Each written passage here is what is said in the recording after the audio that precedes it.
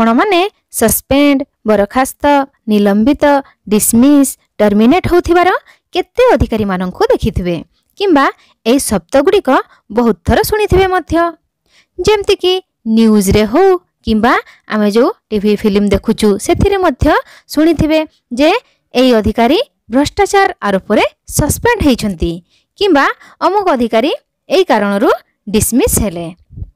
तो ए वीडियो रे मु आपण मानकर सब कन्फ्यूजन दूर करिदेबी एवं सस्पेंड डिसमिस टर्मिनेट मध्यरे कोन पार्थक्य रहिछि एवं कोन प्रभाव चाकरी ऊपर पड़ी थाए ताहा मध्य कहिबी। तेबे वीडियो को आरंभ करबा पूर्वरु एही परि नुआ नुआ इंटरेस्टिंग वीडियो देखिया पई चैनल को सब्सक्राइब कर दियंतु ता सहित पाखरे थिबा बेल बटन रे क्लिक करी ऑल ऑप्शन रे क्लिक कर दियंतु जा फल रे नुआ नुआ वीडियो गुडी नोटिफिकेशन सर्वप्रथमे पाई परिबे। तेबे चलंतु वीडियोटी को आरंभ करिबा। तेबे सर्वप्रथमे कथा हेबा सस्पेंड विषय रे। तेबे सस्पेंड किंबा निलंबन गोटे ही शब्द सस्पेंड तार ओडिया रे आमे निलंबन बोली कहि थाउ जेतेबे कोनोसी अधिकारी सस्पेंड किंबा निलंबन हेबार सुनंती तेबे ताहा गोटे ही जिनिस। तेबे सस्पेंड हेले चाकरी ऊपर कोन प्रभाव पड़ी थाए तो सर्वप्रथमे सस्पेंड करिवार अधिकार निज ठारू ऊपर अधिकारी मानक पाखरे रही थाए। आमे जो बा जो व्यक्ति जो कौन चाकरी करूछंती तांकर ऊपर अधिकारी मानकर से अधिकार रही। आउ सेकेंड पॉइंट होची सस्पेंड हेले अधा दरमा मिली थाए महंगा भत्ता मध्य मिली थाए एवं दोष गुड़िकर जांच करा जाय थाए।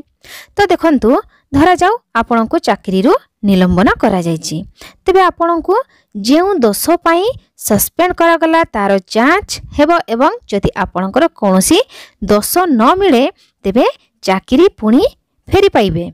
आउ जदि जांच हेबा समय रे आपण जदि दोषी होंती बा दोषी साब्यस्त होंती तेबे आपण को बरखास्त बा डिसमिस करा जाय पारे। तो आपण माने भल भाव रे एठी बुझी जाइथिबे जे डिसमिस हेबार पूर्व प्रक्रिया होउची सस्पेंड रो प्रक्रिया।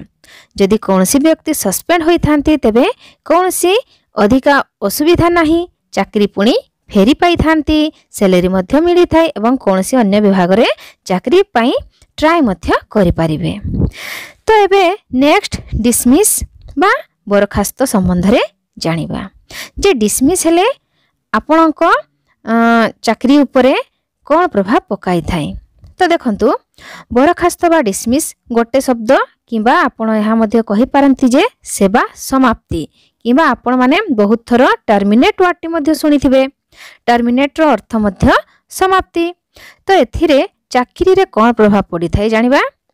तेबे बरखास्त करिवार अधिकार मध्य जे कोनसी पदर बड़ अधिकारी मानक ठारे रही थाए निजठू जो उच्च पदाधिकारी माने रही थांती सही माने ही बरखास्त करि पारिबे एवं बरखास्त रे कोनसी प्रकार रो सैलरी मिली न थाए एवं सही व्यक्ति कोनसी अन्य विभाग रे मध्य सरकारी चाकरी करि पारि न थांती ना से व्यक्ति इलेक्शन मध्य लड़ी पारंती नाही। जदि से कोनसी नेता मंत्री हे थांती ताले से इलेक्शन मध्य लड़ी पारिबे नाही जदि तांकू बरखास्त करा जाय थाए।